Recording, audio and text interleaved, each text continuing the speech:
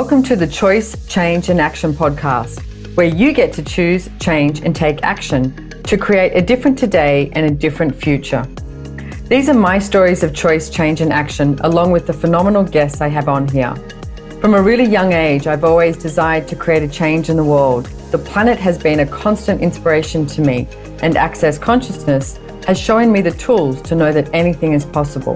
And I keep choosing. What are you going to choose?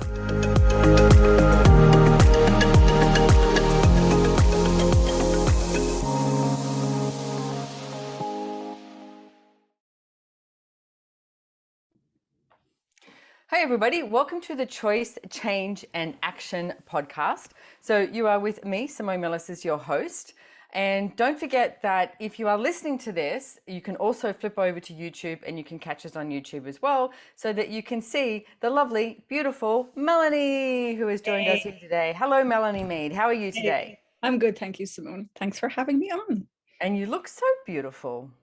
Thank I know you. you just went to the hairdressers. I said, will you do podcasts with me? And she goes, good timing. I've just been to the hairdressers, but your hair looks beautiful.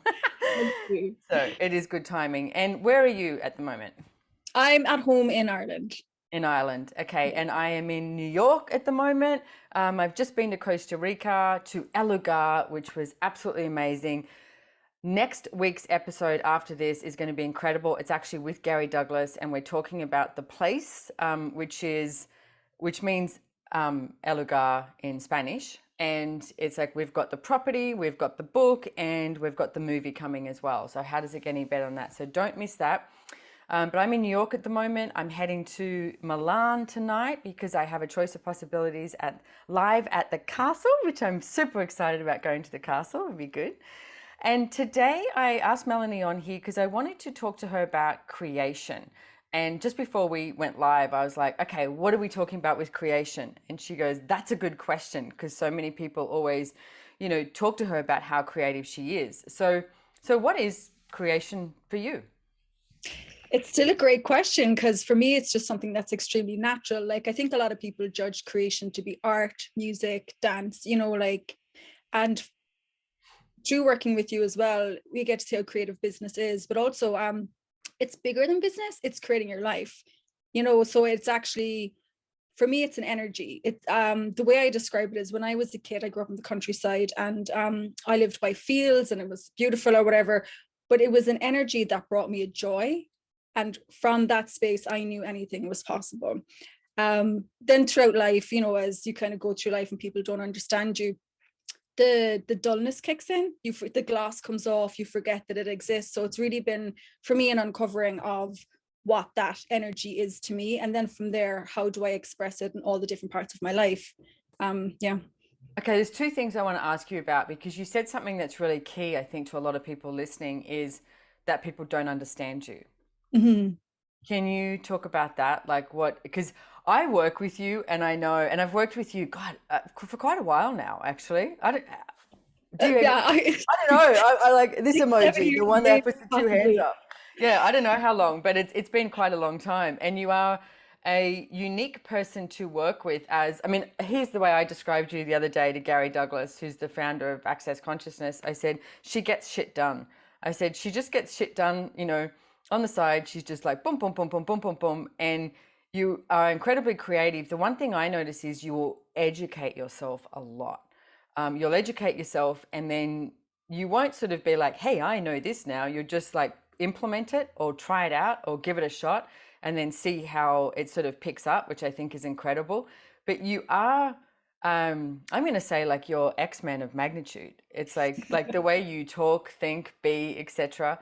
And I get that when people don't understand you, because you're so fast, and the way your head works and the way you create is incredibly fast, and it's like boom, boom, boom, boom, boom, boom, boom, and it will go from one thing to another. So I get that a lot of people out there listening, I'm sure that that's you as well. Like you've been that sort of kid person at work, and then you try and compress yourself rather than be all of you. So I'd love you to talk about being that different, because I just sort of go, oh, it's Mel, let her loose,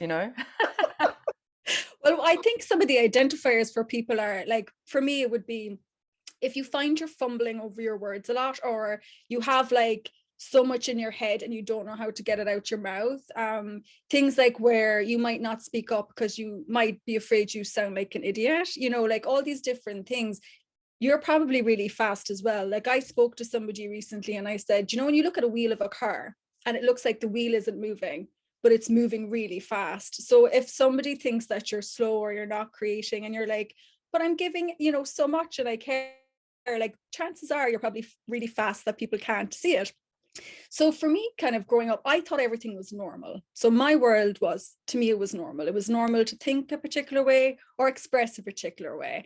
And then You are so the antithesis of normal. I mean, and I wish you guys could, if you can, flip over to YouTube and check it out, because Mel looks normal. She's like this beautiful blonde, you know, and she's actually really petite and all this, but she's definitely not normal. And the funny thing is to describe yourself, or even like, and we can go down that route of definition, but to actually look at what it is, it can't, like if you said to me, what is it you bring to the table? It can be quite hard for me to say what my job title is or what it is, but what I've started to really get to with myself, and I feel I might be slightly deviating from what the original question was a minute ago, was I actually know the energy of what I would like to create. Now, it's not defined as a particular project. It's not defined as, you know, like married to anything. If it doesn't match that energy, it's probably not where I would like to head.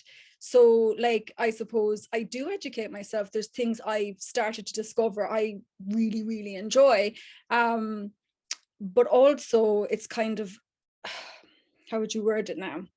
So I do educate myself, but it takes me to the next level of where I want to go, not what that education is giving me. So I pull information from a lot of things, and then I keep moving with the energy that I know. And it's that lightness and it's that joy. So like when you talk about the joy business, that's utmost importance to how I choose nowadays.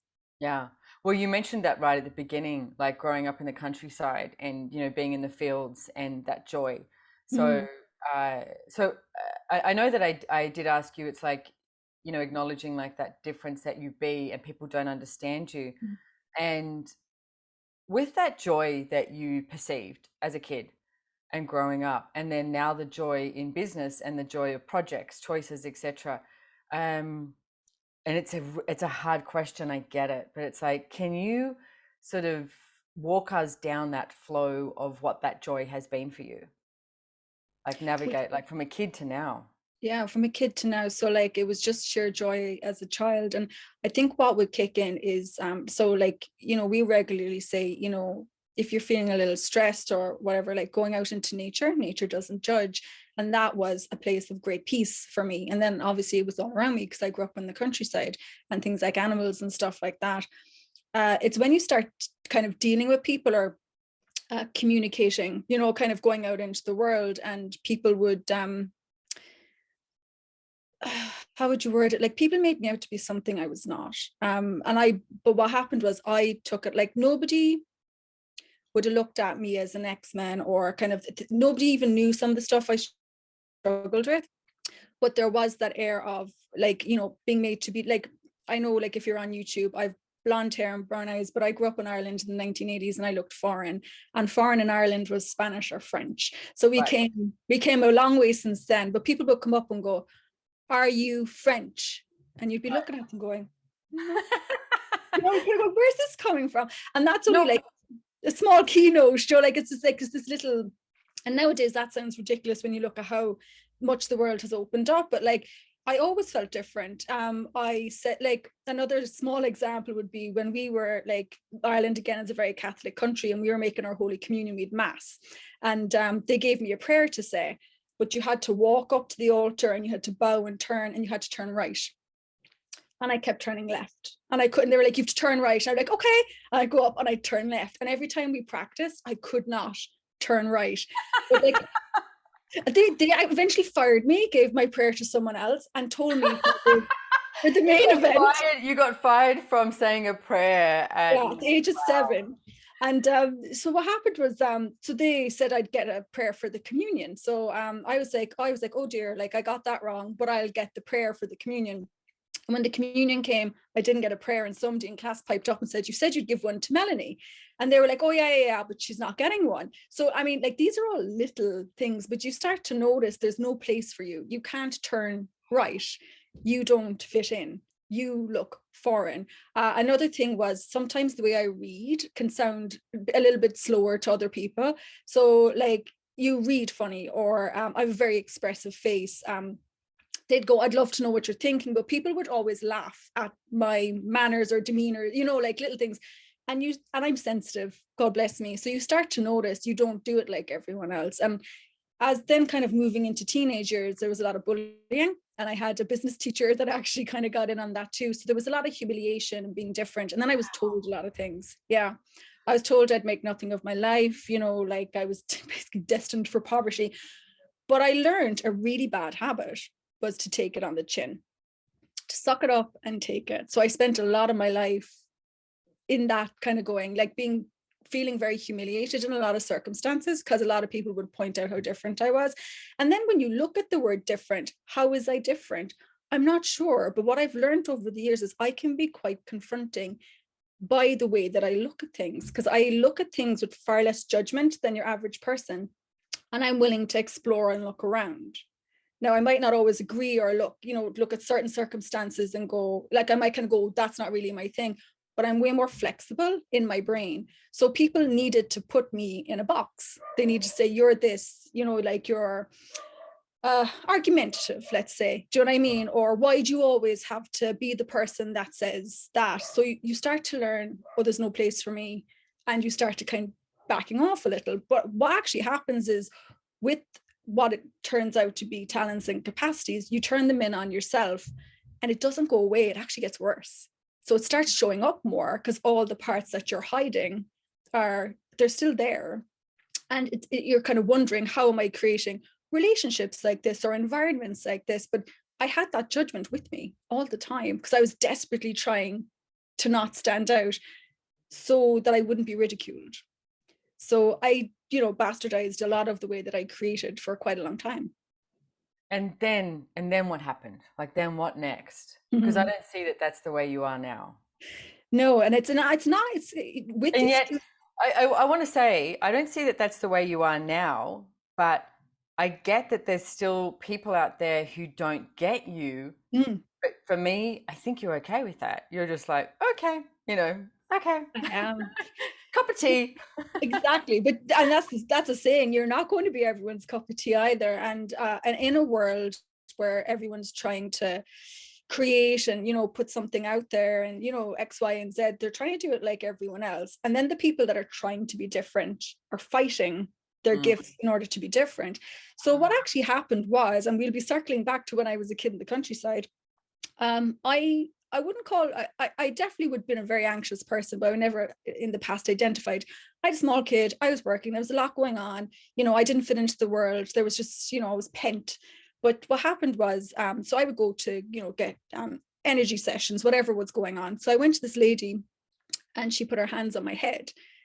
And the energy pull and the access bars, the minute she put her hand on my forehead, I was taken straight back to the field when I was a kid, and that energy of what I knew and I was like, yeah.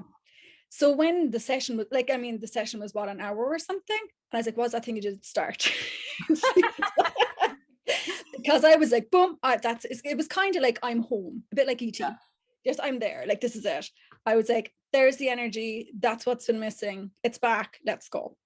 So wow. I started getting bar session. Yeah. I just got shivers throughout my whole body, Mel. Yeah. That's a really cool story. Yeah. Yeah. And it started from there, like with changing stuff, because it brought like and I love the way people describe access bars sometimes, because it changes so much for people. But in the simplest terms, it's like cleaning your glasses, or, when you clean the windscreen of your car and all of a sudden everything's clearer and you're like, oh, I can see again. Yes. And then all of a sudden, like the molecules in your body feel lighter, and everything just tasted better. And I was like, oh, I'm getting very close to living rather than existing. Wow. That's a beautiful description. Thank you. Yeah. And it allowed me to go on my journey of what was true for me,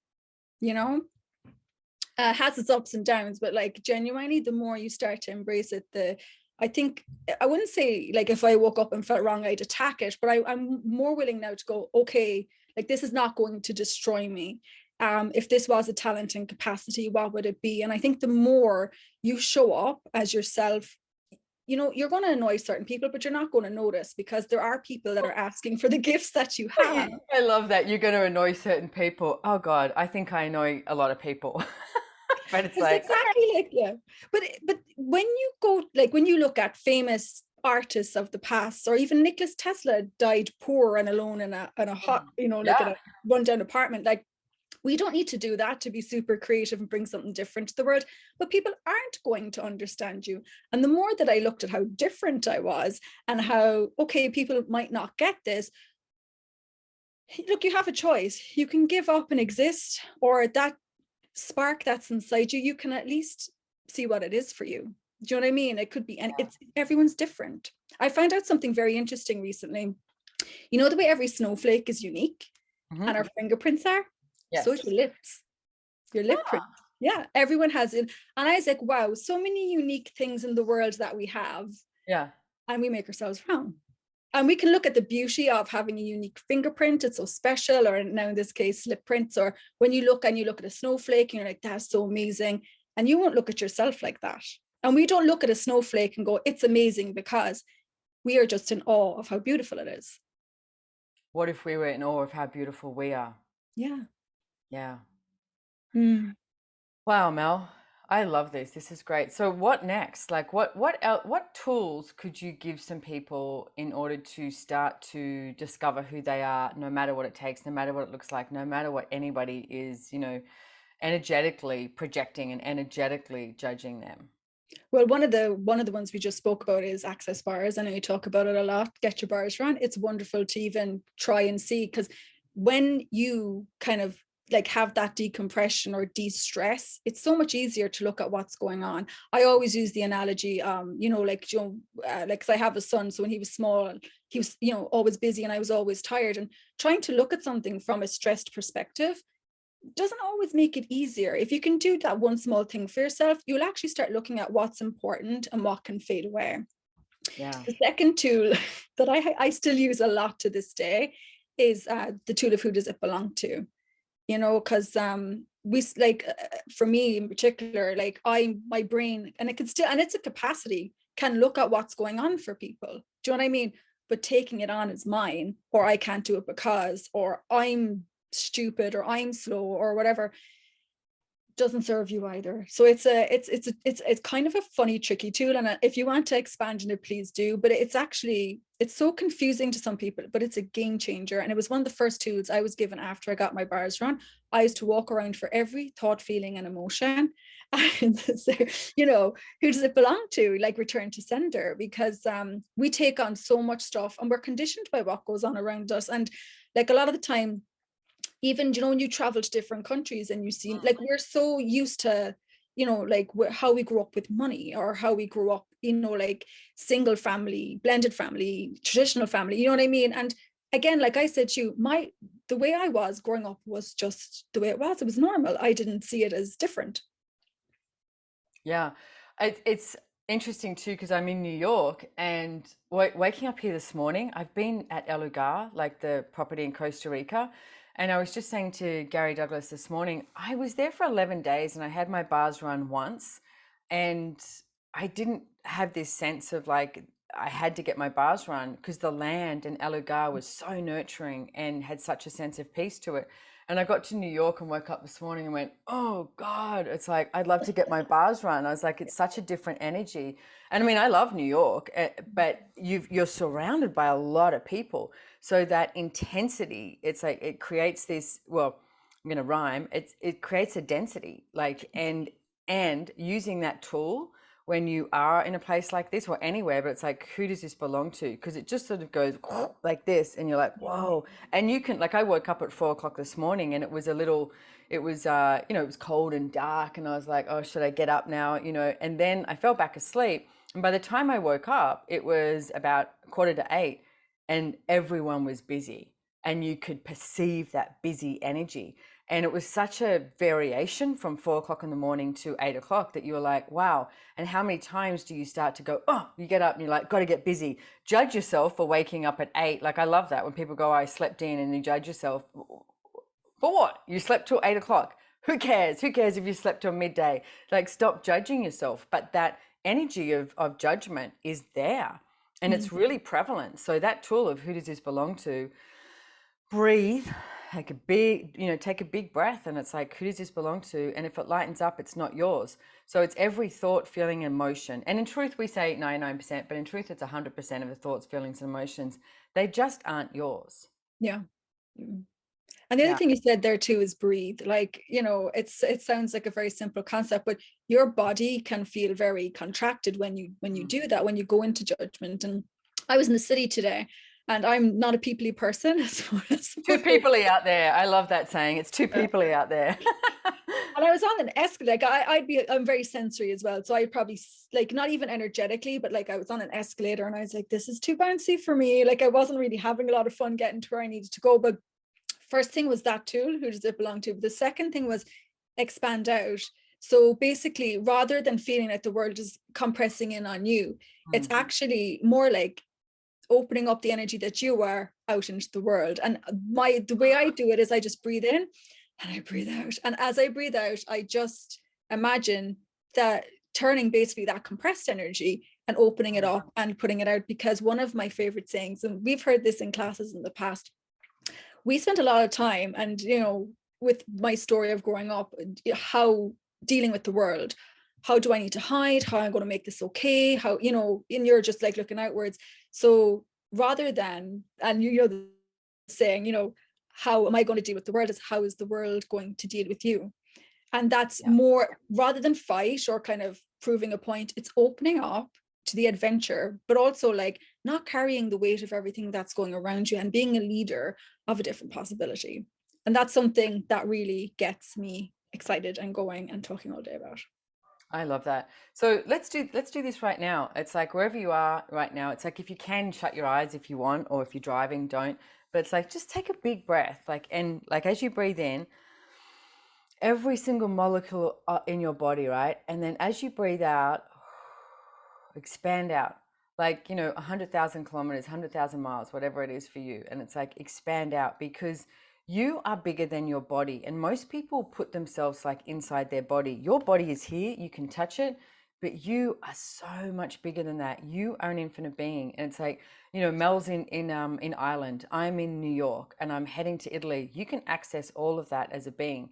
So when we do it again, it's like, breathe in and relax, and breathe out and access the entirety of the world, no matter where you are, like all the oceans, all the lakes, all the mountains, all the forests, all the bush, all of it, all the animals across the entire globe. It's like, and that's also what I get Access Bars gives me as well, is that sense of peace. Like when you get caught up in so much crap, and it's like, and then all of a sudden you get your bars around, you're like, oh, this is new. It's like the sun's out, even if it's not out, everything's bright and shiny. And it's like the ability to handle anything that shows up.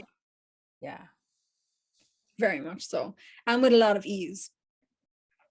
Well, the mantra of Access, all of life comes to us with ease and joy and glory, means the good, the bad, and the ugly. Because sometimes life can get a little hairy.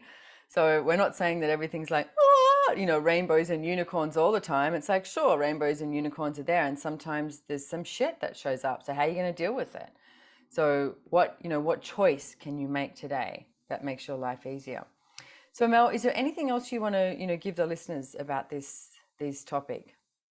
Just whatever topic it is, because we've just gone from a whole lot of different topics. Yeah, we did. Like, we started with creation, but I think when you look at creation, like creating from what's true for you, and not creation, like we could talk about creation from doing, or when you're working with other people, how to move stuff forward. But all of that's futile if you can't access that energy that is true for you. And that I would say for me personally is like my driving force in looking at the choices I'd like to make. You know what I mean? Once I started to really reacquaint myself with that energy, like I couldn't have told you over 10 years ago, I was working in a local government job. I think when I left my job, my son was 16 at the time, and I knew there was more to life, but like I didn't know how or whatever. If I was to say then what I'd be doing now, it wouldn't be working with a company that changes people's lives dynamically all over the world, with people that are as hungry and as creative as I am for a different possibility. So if you feel alone, you're probably not. You know, give yourself a break. You know, some of the tools we shared today, once you get to that piece of you, once you start acknowledging more about yourself and what you'd like create in the world, like not from the fight and kind of the force, just allow it, kind of like embody it, things show up like magic. You know what I mean? And there's probably so many more amazing things that we'll create in the future by, you know, like using, like getting our bars running, using these simple tools, because the universe conspires with us. But if we can't show up and meet the challenge, it's not really going to, you know, go to its full bigger picture. So we could talk about, like, you know, like when we were about Nicholas Tesla and, you know, all these amazing things that got created in the world before us that we admire, yet do not think that's available for us. But kind of coming back to basics, like that's a really good starting point. The more you're willing to be, I think the more you'll find it easier to create what you want. And also don't make yourself wrong for what's not working right now, or you're, you know, you don't have X amount of money, or you're not creating the thing that, you know, like allow the universe to play with you on it. Yeah. And she's not kidding when she says the magic shows up. It's like you become magic. It's like when you ask a question and you request something, it's like the universe has our back. Consciousness has our back. And if you're truly choosing consciousness, it's like, it's amazing what can show up. And consciousness is not about getting it right. Okay. Consciousness includes everything and judges nothing. So even if you start with that, it's like never judging you again, you know, and then start living each and every day for what works for you. And because this is your life, it's like, let's go. It's like, you know, this is not a practice run. It's not a dry run. It's like, this is it. So be as different as you be, embrace that, engage that. And it's like, ask for what it is you'd like to show up and keep choosing, take some action and get your bars run, as Mel's been mentioning. You can go to accessconsciousness.com and find a bars facilitator. We're in like over 175 countries. So there's bars facilitators everywhere. Actually, I highly recommend going to a bars class, because then you get your bars run twice. You receive bars twice, and you also learn bars, and you gift it twice as well. And you get to see this really cool, you know, little video with Gary Douglas and Dane here, the creators of Access Consciousness. And then you can be a practitioner. You could go out and make some money doing it. So there's no excuse, but it does give you a hell of a lot of freedom and that sense of peace. So Melanie Meade, I would like to thank you so much for being on here. And I always love looking at Mel's Instagram as well, because as she mentioned, she takes a lot of nature shots. You're always like, I'm always like, oh, when I look at your Instagram. So can you let people know where they can find you if they want to check out your beautiful nature shots on Instagram, etc.? Yeah, it's Melanie P. Meade. I had to put the P in because apparently there's more than one of me. So I love nature. It just brings me just so much joy. It's just such a gift. Well, there's more than one of you that has the same name, but nobody has lips like yours. Definitely not. Cool. Awesome. All right. Well, thank you so much, Melanie, for being here with me. I am truly grateful and I adore you. And I hopefully look forward to seeing you in London for Dane Here's Being You class live in London. It's in a few weeks. I'm not giving out dates because I always forget, but check it out. Access 22nd of April. Excellent. I love it. We've got these amazing peeps around me that remember. So 22nd of April, it starts. Being You, Change the World. Dr. Dane here wrote a book about it. He's been on my podcast previously. If you don't know of him, please check it out, because he's a beautiful, amazing being and he has so much to offer. And it's going to be a really cool class, and I'm going to be there live. So, all right. Thank you so much, everybody. Bye-bye.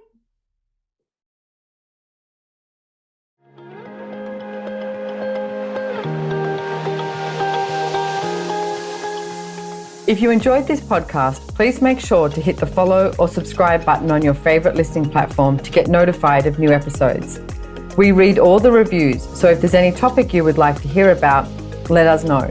If you'd like to know more about the tools, information, and classes mentioned in the podcast, head on over to SimoneMilasas.com and follow me on Instagram @SimoneMilasas or the podcast has its very own link on Instagram at Choice, Change and Action. Don't forget, you can download the show notes. And lastly, have way too much fun today.